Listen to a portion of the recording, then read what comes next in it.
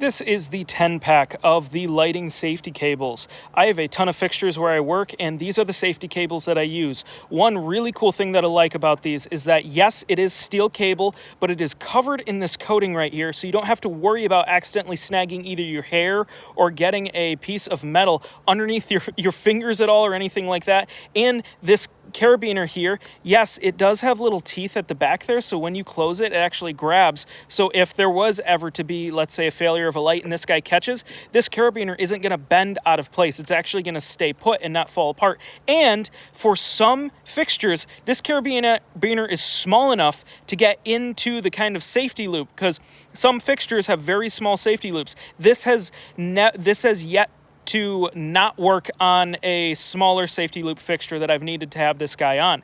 So this does come in a 10-pack, so I have this one in my hand and then the 9 right here. Everything came in this box right here.